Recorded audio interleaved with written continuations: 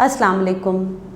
जी जनाब, तो आज हम फिर मौजूद हैं किस क्लास में? सोशल स्टडीज़ की क्लास में जी। और आज बहुत ही इंटरेस्टिंग सी एक प्रोजेक्ट एक्टिविटी है मेरे पास। मज़ा आएगा इस काम को करने में, हमें सोचने का भी मौका मिलेगा, ख़ुद से अपने दिमाग को इस्तेमाल करना पड़ेगा आज हमें।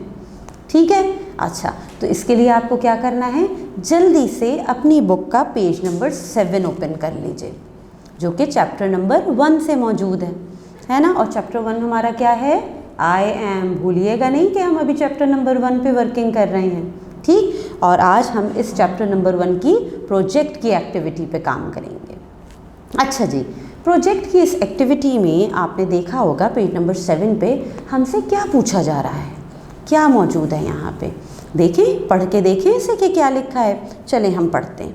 अच्छा जी, यहाँ पे लिखा हुआ है, explore your building and identify the important areas where some rules should be applied। आपने कुछ बिल्डिंग्स एक्सप्लोर करनी हैं, कुछ एरियाज़ आइडेंटिफाई करने हैं जहाँ पे रूल्स का अप्लाई करना बहुत ज़रूरी होता है, रूल्स एंड रेगुलेशंस जहाँ पे बहुत ज़रूरी हैं, ठीक। और क्या कहा जा रहा है? For example, you could point out places where students should not make noise। For example, हमसे कहा गया है कि आप ऐसे एरियाज़ को पॉइंट आउट कर सकते हैं जहाँ पे स्टूडेंट्स को शोर नहीं करना चाहिए, should not make noise। फिर और क्या कहा जा रहा है इस प्रोजेक्ट एक्टिविटी में हमसे? Make a sign for the rule। For example, please keep quiet, don't waste water, throw garbage in the dustbin। तो भाई ये तो एक बहुत ही इंटरेस्टिंग सी एक्टिविटी है, इसमें हमें कितने सारे काम करने हैं। तो चलिए सबसे पहले हम बात करते हैं इम्पॉर्टेंट प्लेसेस की, कि हम आइडेंटिफाई करते हैं, कुछ एरियाज़ निकालते हैं जहाँ पे रूल्स एंड रेगुलेशंस का होना बहुत ज़रूरी है और उसकी एक लिस्ट बना लेते हैं, ठीक है। सबसे पहले तो ये काम करते हैं। तो चलिए जल्दी से मेरे साथ सोचिए, बताइए कि कौन से ऐसे एरियाज़ हैं जहाँ पे हमें रूल्स एंड रेगुलेशंस का होना भी ज़रूरी है और उनका फॉलो करना भी ज़रूरी है। तो चलिए लिस्ट बनाएं। आप भी अपने साथ, मेरे साथ साथ अपनी कॉपी में लिस्ट बनाना शुरू कर दीजिए। चलें आप भी सोचिए, मैं भी सोचती हूँ कौन से ऐसे एरियाज़ हैं। बिल्कुल ठीक। चलिए बहुत आसान एग्जाम्पल है, अपने स्कूल को ध्यान में रखिए, अपने स्कूल को जहन में रखिए कि स्कूल के बिल्डिंग में आप एंटर हुए। अब स्कूल में कौन कौन से एरियाज़ ऐसे हैं जहाँ पे रूल्स एंड रेगुलेशंस का होना बहुत ज़रूरी है? बिल्कुल, क्या आया आपके जहन में? Very good, playground. बिल्कुल ठीक, प्लेग्राउंड है। एक लिस्ट बना लीजिए, नंबर 1 पे प्लेग्राउंड लिख लीजिए जल्दी से, कि प्लेग्राउंड में रूल्स का होना भी और उन्हें फॉलो करना भी ज़रूरी है। गुड, अच्छा, और फिर 1 हो गया हमारा प्लेग्राउंड। अब फिर हम और लिस्ट बनाते हैं, तो नंबर 2 पे लाइब्रेरी। वेरी गुड, लाइब्रेरी में भी रूल्स एंड रेगुलेशंस का होना बहुत ज़रूरी है। नंबर 3 पे कैंटीन। बिल्कुल ठीक, कैंटीन में भी रूल्स का होना ज़रूरी है। अच्छा, और कौन से ऐसे इंपॉर्टेंट प्लेसेस हैं आपके स्कूल में? हम देखें, बाथरूम्स। बिल्कुल ठीक, कॉरिडोर्स। बिल्कुल ठीक, गार्डन। बिल्कुल ठीक, स्टेयर्स। बिल्कुल ठीक। यानी इन तमाम जगहों पे जितनी हमने लिस्ट बनाई है, ये सारे हमारे इम्पॉर्टेंट एरियाज़ हैं स्कूल के, और ये वो एरियाज़ हैं जहाँ पे रूल्स का होना बहुत ज़रूरी है। चलें जी, अब हम ये सोचते हैं, एरियाज़ हमारे पास हैं, अब हम ये सोचते हैं कि इन एरियाज़ में कौन कौन से रूल्स होते हैं, ठीक है। अच्छा, हम कोई भी आप एरिया के बारे में आप सोचिए और रूल्स के बारे में सोचिए। अगर हम लाइब्रेरी लें, तो लाइब्रेरी में सबसे अहम रूल कौन सा है हमारा?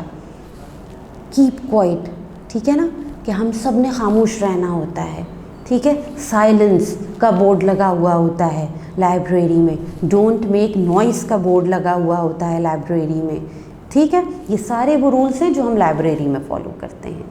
अगर हम स्टेयर्स की बात करें, तो स्टेयर पे कौन सा हमारा रूल होना चाहिए? जल्दी से सोचिए। वेरी गुड, स्टेयर पे हमारे पास हो सकता है don't run on the stairs. Very good. अच्छा, और सोचते हैं कॉरिडोर में, जब हम स्कूल के कॉरिडोर में वॉक करते हैं, लाइन बना के जा रहे होते हैं, तो वहाँ पे कौन से रूल का होना ज़रूरी है?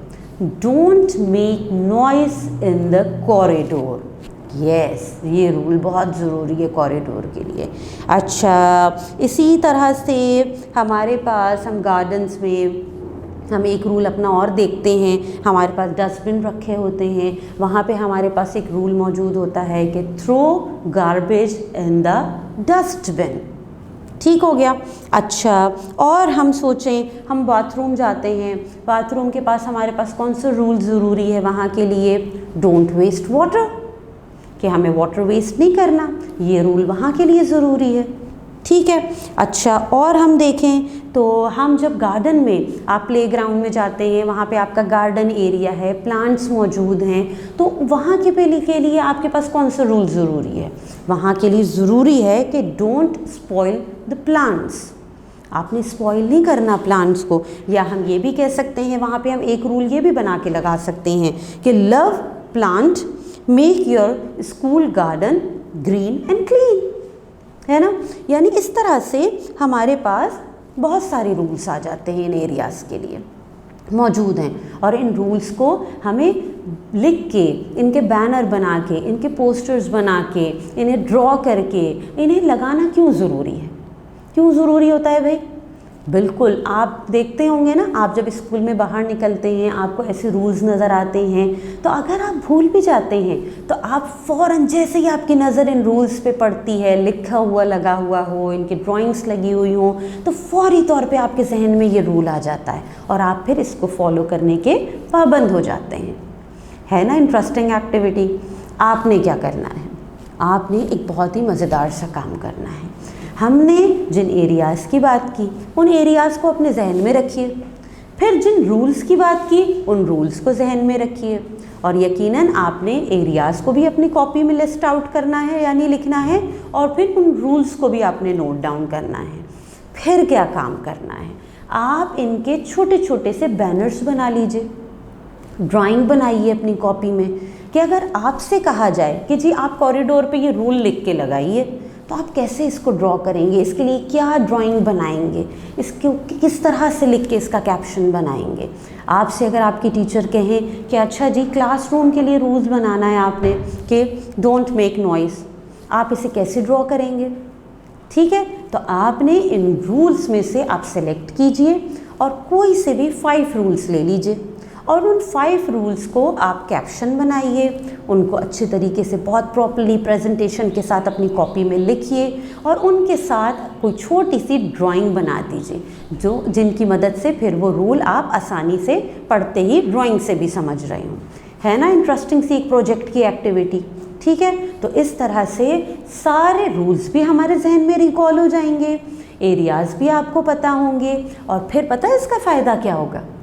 इसका फ़ायदा एक और ये होगा कि इनसे हट के भी आप जब अपने घर में बैठे हैं, आपके अपने आप आपके जहन में आपके घर के अराउंड, आपके रूम के अराउंड भी रूल्स एंड रेगुलेशंस आने लगेंगे कि कौन से रूल्स हैं जो आप घर में फॉलो कर सकते हैं, कौन से रूल्स हैं जो आपके रूम के लिए ज़रूरी हैं। तो पहले ये एक्टिविटी मुकम्मल कीजिए, उसके बाद फिर अपने सिस्टर्स ब्रदर्स के साथ, बहन भाइयों के साथ मिलके अपने घर के लिए भी रूल्स एंड रेगुलेशंस बनाइए, फिर मिलके उनकी ड्राइंग्स बनाइए और घर में उनको प्लेस कीजिए। ठीक है, अल्लाह हाफ़िज़।